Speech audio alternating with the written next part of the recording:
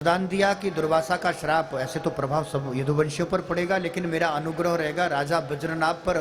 दुर्वासा के श्राप का कोई भी असर भी नहीं हुआ। इसलिए दो ही पात्र बचे, उद्धव जिनको भगवान ने अंत में चरण पादुका दी एकादश स्कंद में, और जाकर कहा तुम बद्रिकाश्रम चले जाओ। क्योंकि साधना का जो क्षेत्र है, साधना की जो भूमि है, और उस भूमि में भी जो साधना के लिए चयन की गई धरती है, वो भूमि ही श्री बद्रिकाश्रम है। तो उद्धव ने पूछा, प्रभु यदि बद्रीनाथ साधना की भूमि है तो वृंदावन कहते फल भूमि है। ब्रज का वास तो जीवन भर की साधना का फल है। इसलिए बद्रीनाथ बद्रिकाश्रम साधना भूमि है, साधन भूमि है, तो वृंदावन फल भूमि है। और जहां तक हम स्कंद पुराण की ही बात कर रहे थे, तो स्कंद पुराण के अंतर्गत जो महात्म है, वहां पर जो संवाद है वो राजा वज्रनाभ, भगवान की कुछ पटरानियां जो शेष बची है, और श्री यमुना जी के मध्य में है। दोनों का बहुत विस्तृत वहां संवाद हुआ है। और उन्होंने कहा है कि तुम भगवान की नित्य लीला, नित्य विहार स्थली श्री गिरिराज जी गोवर्धन है, और गोवर्धन में भी कुसुम सरोवर है। तो परीक्षित राजा वज्रनाभ, भगवान की कुछ पटरानियां, उन सबको लेकर के यमुना के कहने पर सब श्रीधाम वृंदावन में श्री गोवर्धन की तलहटी पर पहुंचे। यमुना जी कहती है, राजन हे वज्रनाभ, उद्धव भगवान का आनंद उत्सव स्वरूप है, इसलिए तुम वल्लभ वल्लभी का नाम आश्रय लेकर नाम संकीर्तन रूपी उत्सव करो। कीर्तन उत्सव होगा, खूब आनंद सत्संग होगा, तो तुम्हें उद्धव को ढूंढना नहीं पड़ेगा, क्योंकि उद्धव आज भी ब्रज की लता पता में वास करते हैं, और निरंतर रस राग रसिकों के चरण धूलि रज का की अनुभूति करके, उसी कृष्ण प्रेम में निरंतर उसी आनंद की अनुभूति करके, निरंतर कृष्ण नाम का ही आश्रय लेकर कहीं ना कहीं वो ब्रज की लता में उपस्थित हो गए हैं। प्रकट कैसे होंगे? कहते हैं कीर्तन उत्सव करो। श्री वल्लभ वल्लभी के नाम आश्रय को लेकर तुम गिरिराजी गोवर्धन की तलहटी कुसुम सरोवर के सानिध्य में जाओ। वो भगवान की नित्य विहार लीला है, और वहीं पर तुम्हें उद्धव मिलेंगे, और वही तुम्हें श्रीमद् भागवत धर्म का उपदेश करेंगे। नाम संकीर्तन हुआ। परम लाडली श्री राधा रानी किशोरी से सबने हाथ जोड़कर वंदन किया, प्रार्थना करी।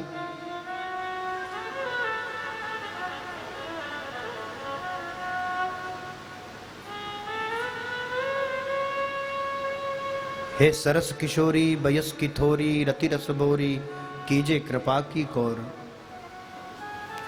हे लाडली, अपनी कृपा की कोई कौर, कोई कृपा हम पर भी करें, ताकि हमारी हृदय में भी वो प्रेम रस, हमारे जीवन में भी थोड़ा बहुत कुछ संचारित हो जाए।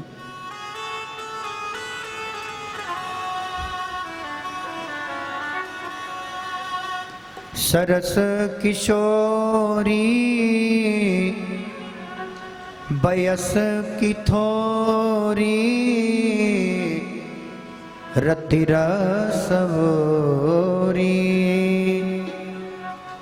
कीजे कृपा की कौर श्री राधे, कीजे कृपा की कौर श्री राधे, कीजे कृपा की कौर श्री राधे, कीजे कृपा की कौर।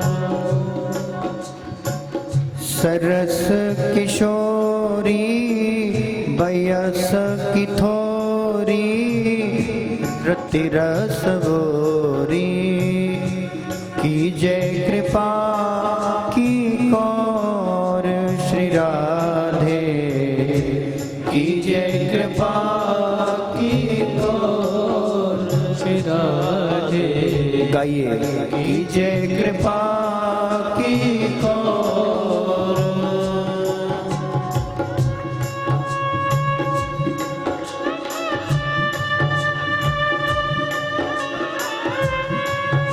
कहना है हे राधा जो मैं साधन से हीन हूं, दीन हूं, लेकिन हे लाडली फिर भी तुम्हारी शरण में हूं। आप कृपा कीजिए। हे प्रेम रस से भोरी, हे रति रस भोरी, रति माने प्रेम, काके द्वारे जाए पुकारे, कौन निहारे मुझ दीनन की ओर। कीजिए कृपा की कौर। साधनहीन में दीन मेरा थे, साधनहीन दीन मेरा है, साधनहीन दीन मेरा थे, साधनहीन दीन मेरा है, तुम करुणामयी प्रेम अगाधे, तुम करुणामयी प्रेम अगाधे, काके द्वारे जाए पुकारे, कौन निहारे दीन दुखी की ओर। श्री राधे कीजिए कृपा की कौर, श्री राधे कीजिए कृपा की कौर। कहना है हे लाडली करत अघन नहीं नेक अघाऊं।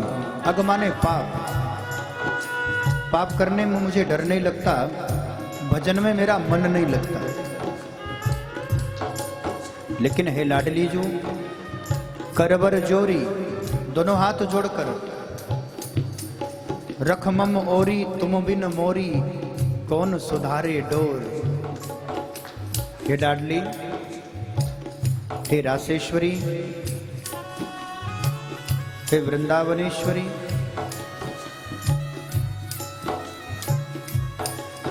करत अघन नहीं नेक अघाऊं, करत अघन नहीं नेक अगाऊं, करत अघन नहीं नेक अघाऊं, करत अघन नहीं नेक अगाऊं, भजन करन में ना मन को लगाऊं, भजन करन में ना मन को लगाऊं, कर बर जोरी रख मम ओरी, तुम बिन मोरी कौन सुधा तोर। श्री राधे कीजिए कृपा की कौर, श्री राधे कीजिए कृपा की कौर। सरस किशोरी बयस की थोरी, रति रस बोरी, कीजिए कृपा की कौर। श्री राधे कीजिए कृपा की कौर, श्री राधे कीजिए कृपा की कौर।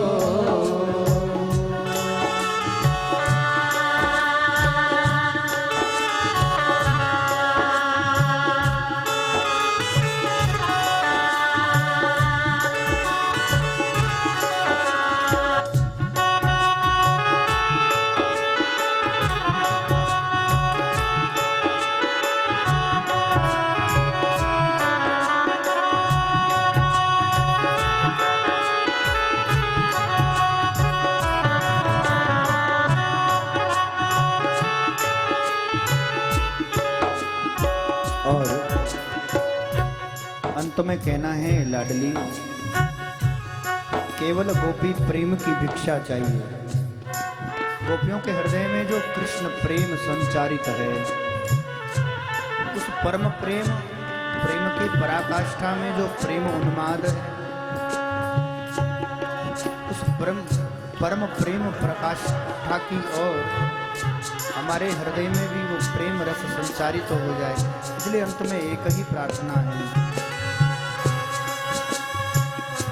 गोपी प्रेम की भिक्षा दीजो, गोपी प्रेम की भिक्षा दीजो, कैसहु मोए अपनो कर लीजो, कैसहु मोहे अपनो कर लीजो, तोर गुण गावत दिवस बितावत मृगवर सावत, होए प्रेम विभोर श्री राधे, कीजे कृपा की को श्री राधे, कीजे कृपा की को, तोरे गुण गावत दिवस बितावत दृकवर सावत, होए प्रेम विभोर श्री राधे, कीजे कृपा की को श्री राधे, कीजे कृपा की को।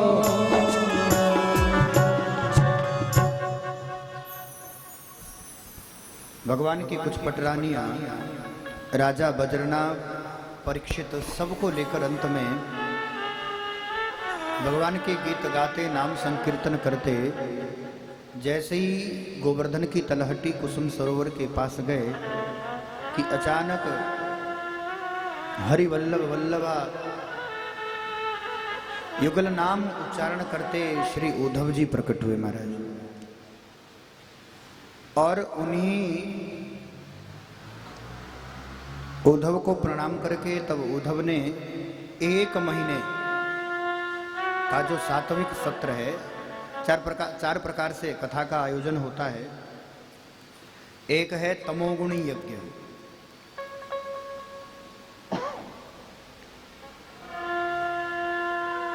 कुछ मन हुआ तो 5, 7, 10 दिन भागवत का पारायण किया, फिर 2-4 दिन बीच में छोड़ दिया, फिर याद आई तो फिर पारायण करना प्रारंभ कर दिया, फिर वो छूट गया। तो जहां पर स्मृति और विस्मृति दोनों बनी रहती है, उसी को हमारे यहाँ तमोगुणी यज्ञ कहते हैं। और रजोगुणी यज्ञ हैं सप्ताह ज्ञान यज्ञ, जो कथा सुखदेव ने सप्ताह विधि से परीक्षित को सुनाई है, इसी को रजोगुणी यज्ञ कहा है। और उस यज्ञ में भी जो 1 महीने की कथा है, 2 महीने का भी विधान है वहां पर, जिसमें नित्य केवल 6 अध्याय की कथा होनी है। और 6 अध्याय की चर्चा करते करते फिर उस कथा को 1 महीने तक हमें कहना है। और वही सात्विक यज्ञ यदि मासिक है, महीने भर का है, तो उस मासिक अवधि में रोज 12 अध्याय की कथा, केवल 12 अध्याय पर चर्चा रहेगी। इस प्रकार 1 महीने का जो सप्ताह ज्ञान, जो सप्ताह नहीं 1 महीने का जो यज्ञ रहता है, मासिक यज्ञ, इसको सतोगुणी यज्ञ कहते हैं। और जहाँ पर समय की कोई अवधि निश्चित नहीं है, यूँ कह लो कि समय को, घड़ी को उल्टा टांग दिया हो, समय को उल्टा टांग के छोड़ दो, समय की कोई अवधि नहीं है। कथा है, आनंद है, जब तक श्रोता वक्ता का को आनंद अनुभूति हो रही है, तो उसमें यह भी नहीं है कि 1 घंटा ही कथा चलेगी, 6 घंटा कथा चलेगी, 7-8 घंटा। जब तक श्रोता वक्ता को आनंद अनुभूति हो रही है, उस रस ब्रह्म की, उस परम रस की अनुभूति वक्ता श्रोता दोनों उसी रसब्रह्म में ही जब तक गोते लगा रहे हैं, तो जहाँ समय की कोई अवधि निश्चित नहीं है, वहाँ भी ऐसा भी जरूरी नहीं कि 4 बजे के बाद ही आरती होगी, कथा 15 दिन चले कि 4-6 महीना चले। तो जहाँ समय की कोई अवधि नहीं है, उसी यज्ञ को निर्गुण यज्ञ कहते हैं। तो तब उद्धव ने यहाँ पर